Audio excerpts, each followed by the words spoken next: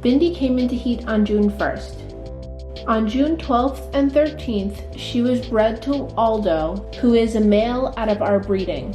He has proved himself a very successful tracker of wounded game. On August 9th, an X-ray showed that Bindi was carrying only 2 puppies. On August 15th, Bindi whelped 2 puppies, Harry and Hazel. Harry was born naturally at 6 in the morning, while Hazel was born by C-section at 3 in the afternoon.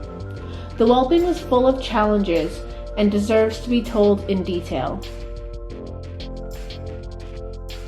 Bindi started to have contractions around midnight.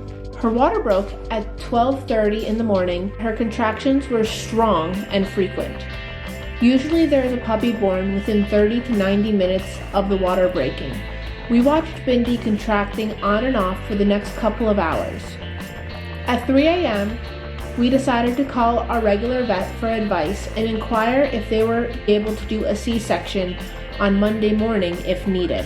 They advised us to go to the emergency clinic for a C-section because the labor was too long and the clinic would be understaffed on Monday. When preparing to load her into the car, we realized we could feel the nose of the first puppy at the beginning of the birth canal, but no progress was being made with the contractions. Prior to leaving, we called the emergency vet. It is one of the 2 emergency clinics in the area providing 24/7 emergency services. The receptionist said that we could bring Bindi, that they would evaluate her first, and it could take 2 to 3 hours to see a doctor. We had no choice but to go. Upon arrival, we realized that ours was the only car in the parking lot for clients. We filled out the form, then Bindi was quickly seen by a vet tech and later by a vet. An ultrasound was done, and we found out that the 2 puppies were alive and Bindi was well. We were informed that there was no surgeon available to do the C-section that night or the following day. The doctor decided to make some calls to see whether another emergency clinic could admit Bindi and do a C-section. About 30 minutes later, she returned to inform us that the other clinic was not able to perform a C-section either. This was shocking and discouraging news. While at the clinic, Bindi had contractions, but no puppy was coming, and according to the doctor, there was no puppy in her birth canal. At 5 a.m., we had a final conversation with the vet at the emergency clinic. She offered an oxytocin shot, with the warning that we were really not sure what we were dealing with, and if surgery was needed, there was no one to do it. Due to the risk, we declined the shot, as a lack of contractions was not Bindi's problem. Before leaving, the vet performed another ultrasound, which showed that the puppies still both had heartbeats and did not appear to be in distress. We made another phone call to our regular vet asking for help, as we could not get any at the emergency clinics. We were told that possibly the vets could come in early to work and do a C-section before the clinic opens.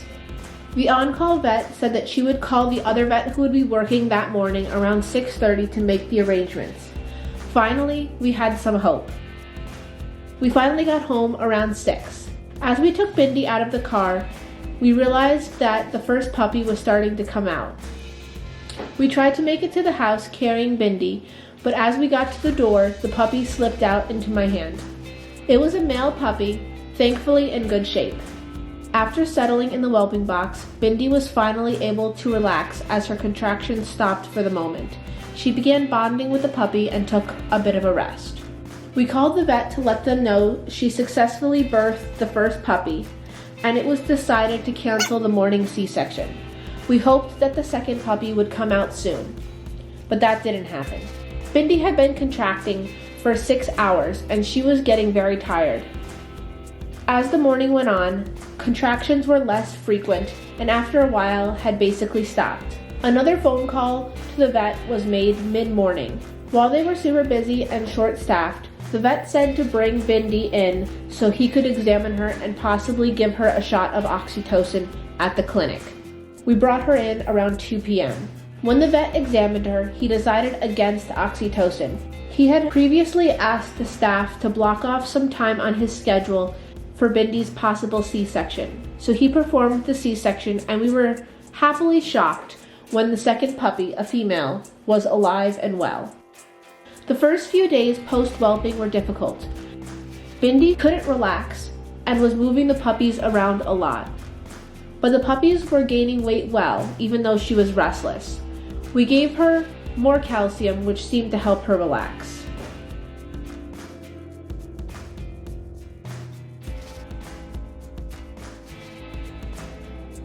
When Harry and Hazel were 4.5 weeks old, a friend brought a freshly harvested doe, and we let them sniff her and investigate the wound. They showed a lot of interest. Good puppies. What you've got there? Your own deer?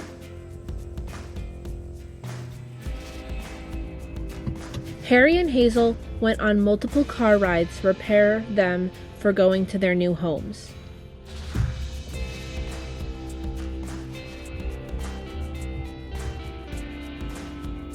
As they got older and more active, Bindi tried to engage them in play.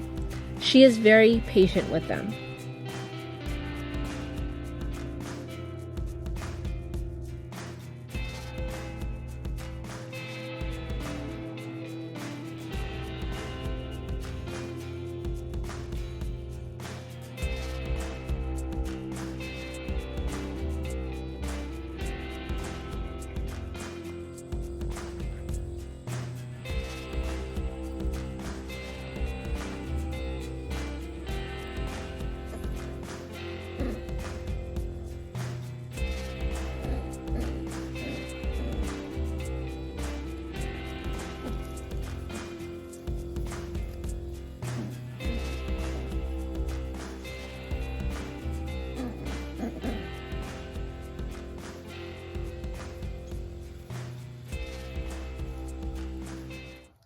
As the puppies are weaned, they get canned food, sometimes mixed with ricotta cheese, several times a day.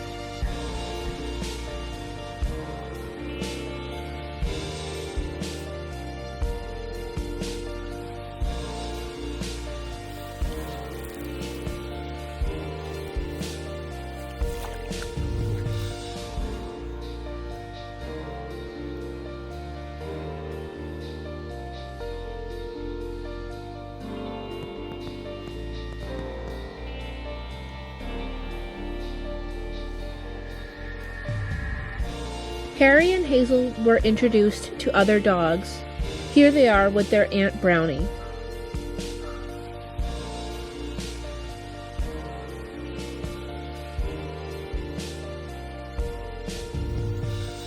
They went on many training tracks, both liver and leg drags.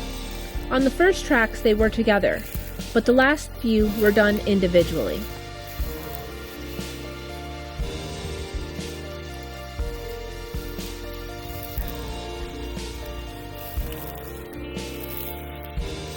Good girl.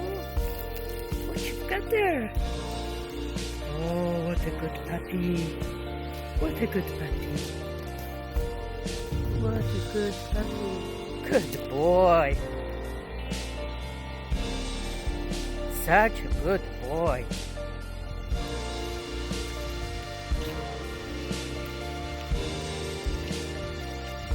They both went to tracking homes.